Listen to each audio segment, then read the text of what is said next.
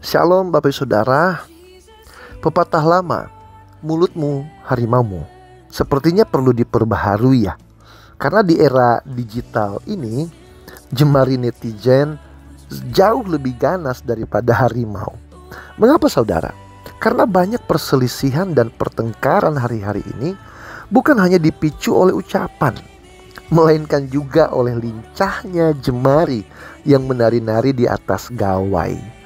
Saat dua pihak berselisih, kerusakan yang ditimbulkan bisa menyebar luas. Kita sering tergoda untuk memihak salah satu pihak, terutama jika yang berselisih adalah orang terdekat kita. Sulit rasanya untuk tidak bersimpati pada mereka.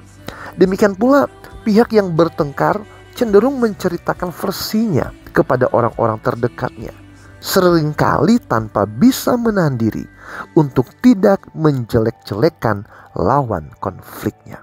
Akibatnya saudara, sebuah hubungan yang rusak awalnya hanya melibatkan dua pihak, namun bisa merembet menjadi 3, 4, 5, bahkan lebih.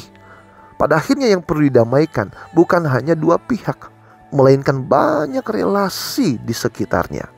Ibaratnya, musuh dari temanku adalah musuhku. Sebuah bentuk kesetiakawanan yang kadang kebablasan.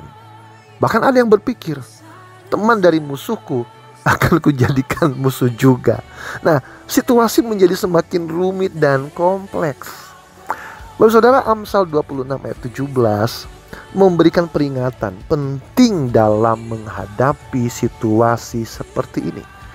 Perkataan orang yang ikut campur dalam pertengkaran orang lain adalah seperti orang yang menangkap telinga anjing yang lewat. Bayangkan saudara, seekor anjing lewat tanpa mengganggu, lalu tiba-tiba kita menarik telinganya. Apa yang terjadi?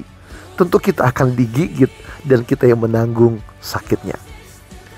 Nah, demikianlah gambaran Amsal ketika kita mencampuri pertengkaran orang lain. Jika pertengkaran itu tidak berkaitan dengan kita tidak memiliki jalan untuk menyelesaikannya, tidak punya manfaat dan tidak punya peran apapun.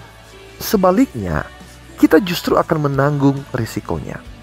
Oleh karena itu saudara, ketika menghadapi sebuah pertengkaran, ada 3 hal yang perlu kita perhatikan.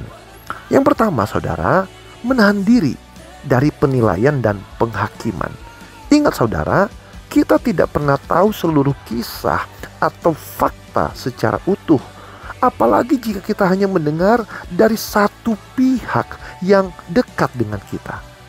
Yang kedua, harus mendorong rekonsiliasi dan perdamaian. Jika pada akhirnya kita harus terlibat dan situasinya bergantung pada kita, doronglah untuk selalu terjadinya pendamaian, bukan malah memanas-manasi suasana. Dan yang ketiga adalah hindari pertengkaran yang tidak ada kaitannya dengan diri kita.